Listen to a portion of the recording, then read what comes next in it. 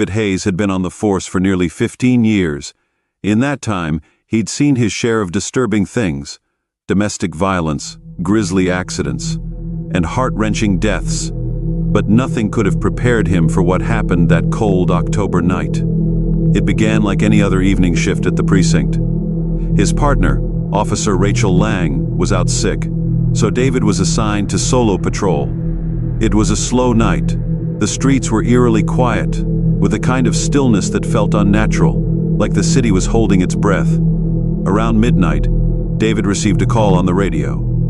"Unit, we have a 10 to 90 at 816 Lexington. Suspected break-in." A standard response. 10-90 seconds, or suspicious circumstances calls, usually amounted to nothing. A neighbor hears a strange noise or sees a shadow where it doesn't belong. Most of the time, it's the wind or a raccoon. Still, David acknowledged the call and headed toward the address. He figured he'd be in and out in under 10 minutes. When he arrived at 816 Lexington, the house stood at the end of a long, tree-lined street. It was an old Victorian, the kind with sagging shutters and peeling paint. The lawn was overgrown, and the windows were dark, save for a single light flickering in an upstairs window. David radioed his arrival. "Unit 312, I'm on the scene. No immediate signs of a break-in." The dispatcher's voice crackled through the static. "Copy that. 312. Proceed with caution." David stepped out of the cruiser and made his way toward the house, the gravel crunching beneath his boots. The place looked abandoned, yet something felt off. It was a gut feeling, the kind that seasoned officers knew to trust. As he reached the porch, the wooden steps groaned under his weight, and a chill ran down his spine. The door was slightly ajar, creaking open as he nudged it with his flashlight. "Police!" he called out. His voice echoed in the empty foyer. No response. He stepped inside, scanning the room with his flashlight. Dust clung to the air, and the faint smell of mildew tickled his nose. The furniture, covered in white sheets, looked like it hadn't been touched in years. The air was heavy, thick with the kind of silence that swallowed sound. As David moved deeper into the house, he caught a faint sound, a distant creaking, like footsteps coming from upstairs. His heart quickened, but he maintained his composure. He climbed the staircase cautiously, his flashlight sweeping across the old wooden banister. As he reached the top, the creaking stopped. David paused, listening intently. The only sound was the soft hum of the wind outside. He approached the door where the light had been flickering earlier. The door was slightly ajar, and from within, a soft glow flickered like a dying candle. "Police," he called out again. "Is anyone in here?" Pushing the door open with his foot, David entered the room. It was a bedroom, but unlike the rest of the house, this room was meticulously kept. The bed was made, the floor free of dust, and a small lamp on the bedside table cast an eerie glow. Suddenly, the temperature in the room dropped. His breath fogged up the air in front of him, and a chill settled deep in his bones. As he scanned the room, something on the floor caught his eye, a crumpled piece of paper, stained with what looked like dried blood. David bent down and picked it up. The paper was fragile, brittle with age, and the words scrawled across it were barely legible. But as he read them, a cold knot formed in his stomach. "I can hear them. They won't leave. They're in the walls. They're in my mind. Please, make them stop." A sudden noise from the hallway made David jump to his feet, heart racing.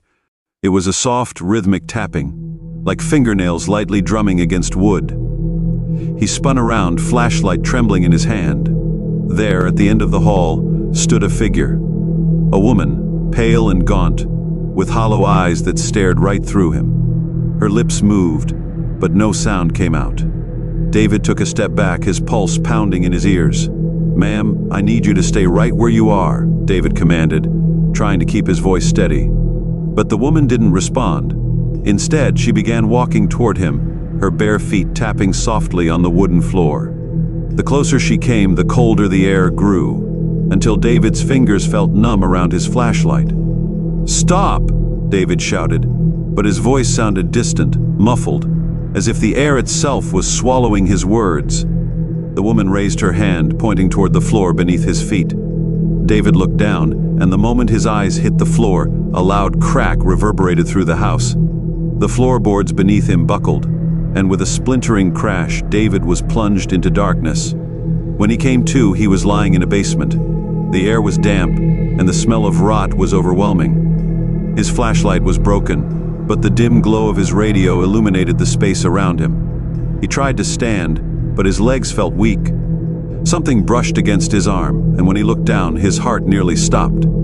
A skeletal hand, pale and decomposed, lay half buried in the dirt beside him. David scrambled to his feet, kicking up dust and debris.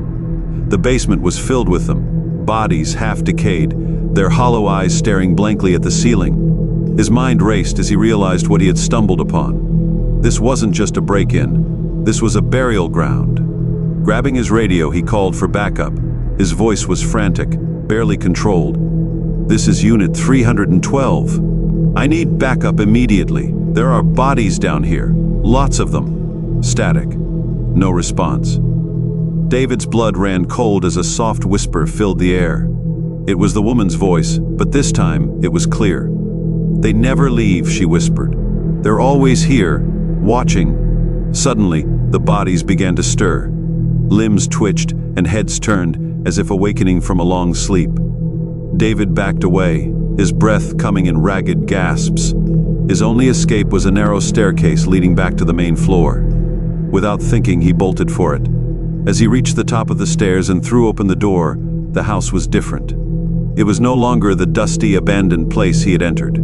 The walls were clean, the floors polished, and the light outside was the soft glow of early morning. David stumbled outside, gasping for air, his heart hammering in his chest. He grabbed his radio again and called for dispatch. "Unit 312, this is Hayes. There are bodies in the basement of 816 Lexington. Send backup, now." There was a long pause on the other end before the dispatcher replied. "Unit 312, are you sure you have the right address?" "Yes, 816 Lexington," David snapped, his patience wearing thin. Another pause.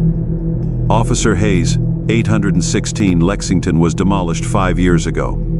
The dispatcher's voice was calm, measured, like she didn't believe what she was saying. David turned back to the house, but it was gone. All that remained was an empty lot, overgrown with weeds and vines. He never worked another night shift again. David stood frozen, staring at the empty lot, his mind racing to make sense of what he was seeing, or rather, what he wasn't seeing. The towering Victorian house, with its rotting shutters and flickering lights, was gone, replaced by a patch of dirt and tangled underbrush. This can't be," David muttered to himself, his breath catching in his throat. He felt the cold, damp air of the basement still clinging to his skin, the weight of those bodies pressing down on him. Their lifeless eyes burned into his mind. His radio crackled again. "Unit 312, please confirm your status." David's hand shook as he raised the radio to his mouth. I'm at 816 Lexington. There was a house. There were bodies." He trailed off, unsure of what he could say that wouldn't make him sound insane. Was he going crazy? Had the stress of the job finally caught up to him? But no, he had been inside that house. He had seen those corpses, felt the cold grip of fear clutch at his chest as the woman's ghostly form had approached him. The voice on the radio came back, softer now, like the dispatcher was speaking to a child. "Officer Hayes, there hasn't been a structure at that address in years. That property was condemned after a fire. Are you sure you're okay? I'm going to send a supervisor your way." David's heart pounded, each beat a dull thud in his chest. He walked over to the lot, the grass brushing against his boots, and stood at the exact spot where the front porch should have been. He could still feel the weight of the wooden floorboards beneath his feet, still hear the faint creak of the old steps as he had entered the house. But now, as he stood there was nothing, just earth. He crouched down, running his fingers through the dirt. It felt normal, dry, cold. But as he dug deeper, a sharp edge pricked his finger. He flinched, then sifted through the soil until he pulled up something small, metallic, and grimy. It was a badge. David wiped the dirt away with his sleeve.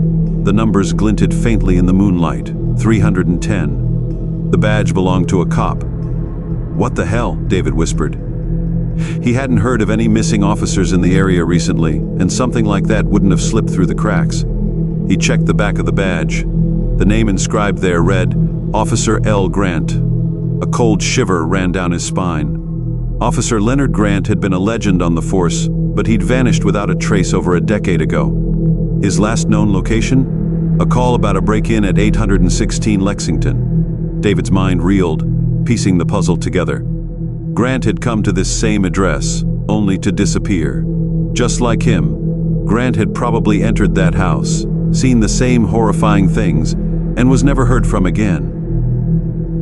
His radio buzzed with life again. "David, are you there?" The supervisor's en route. David clenched the badge in his hand, standing up. He had to know more. He had to get to the bottom of this, no matter how dangerous or terrifying it might be. Suddenly he heard it again, the tapping, soft, rhythmic, and unmistakable. It was the same sound that had lured him into the house in the first place. His heart dropped as the air around him grew colder, and the sound grew louder, closer. David spun around, his eyes scanning the lot.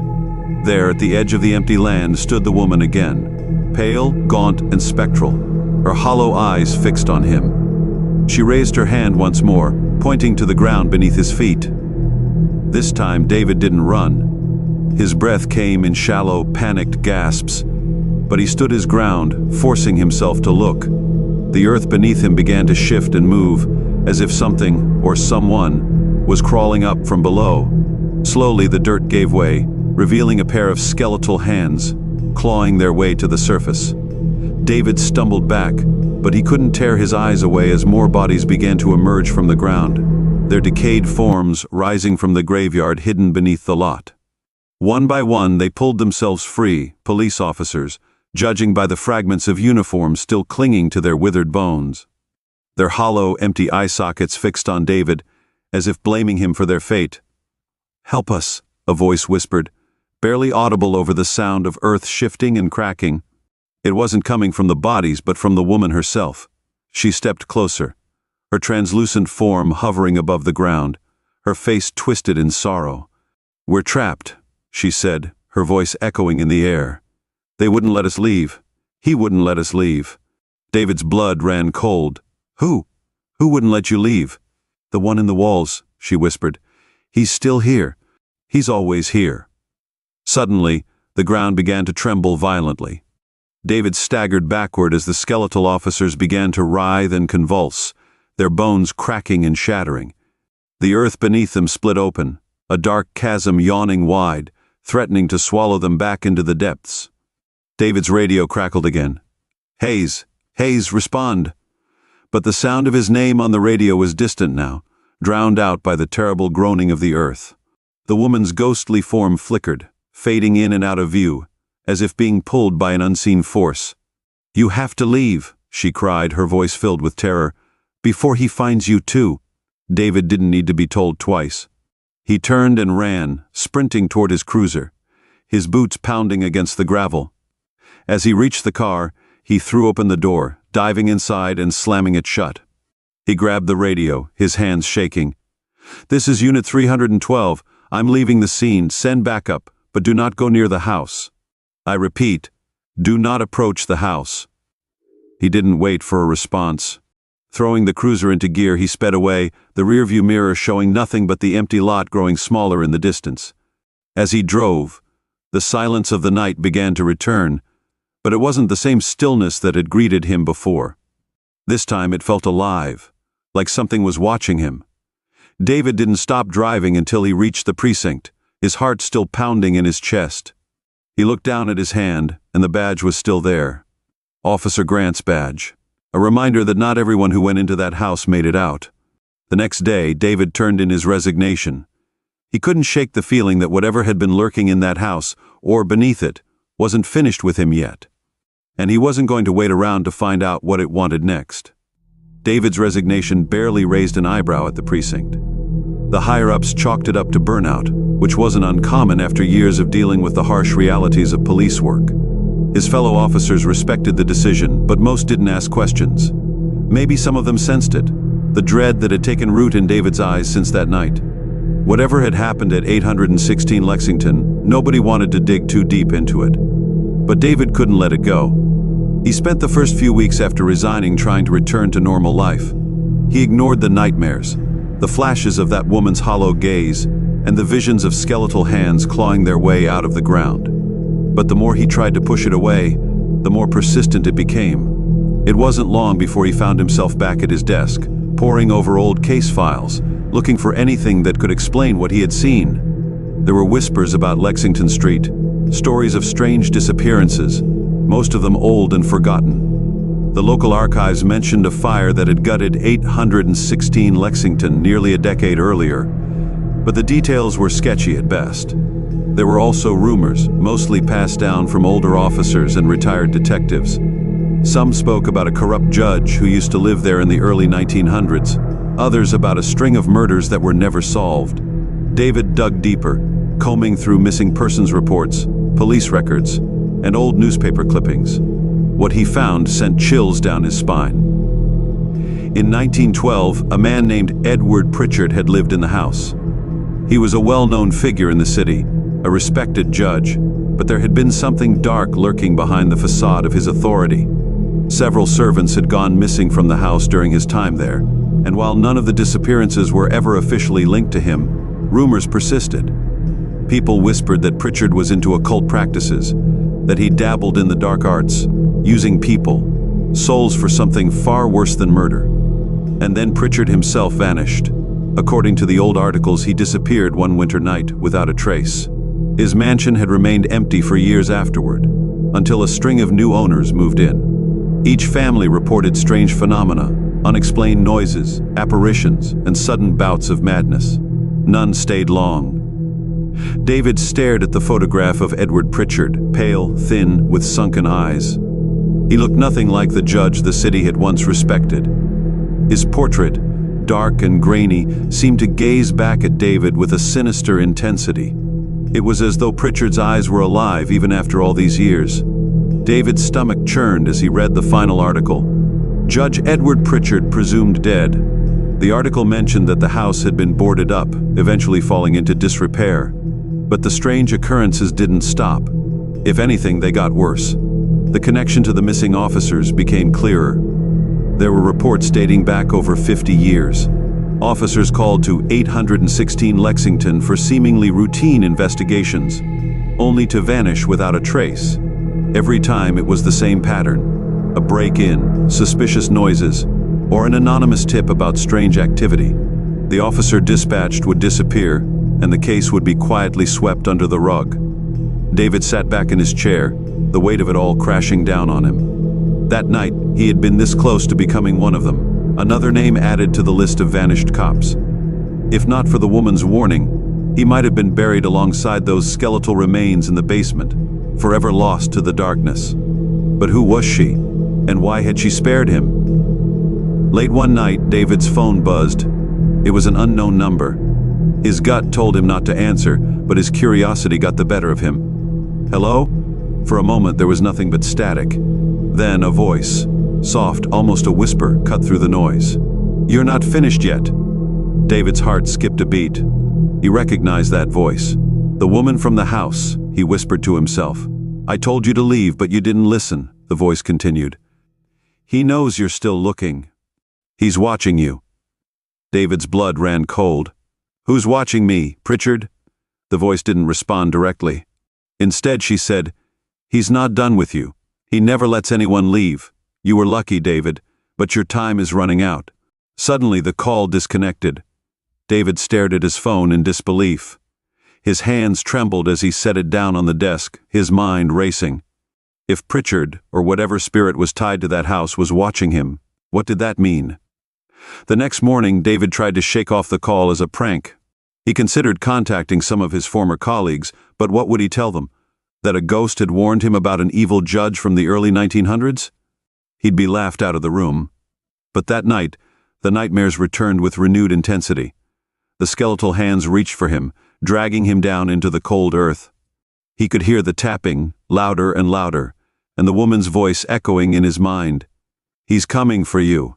When David woke up drenched in sweat, he knew he couldn't ignore the warnings anymore. Something was pulling him back to 816 Lexington, even if the house itself was no longer there. It was nearing midnight when he found himself driving down the deserted street. The lot where the house had once stood was overgrown, covered in weeds and brush. But there was something else now, something new. A small, weathered sign stuck out of the dirt, barely visible in the moonlight. David parked his car and approached it cautiously. The sign was old, covered in dirt, but the words were still readable. Construction approved. New development to begin December 2024. David's heart sank. They were going to rebuild over the land. He realized what the woman had meant. He never lets anyone leave. Pritchard was still there, buried beneath the soil, tied to whatever dark rituals he had performed a century ago. And now, with the new construction, he'd have a fresh supply of victims. The ground trembled slightly beneath David's feet. He stepped back, his pulse racing as the earth shifted. It was starting all over again. Pritchard wasn't just waiting, he was waking up. David turned and ran.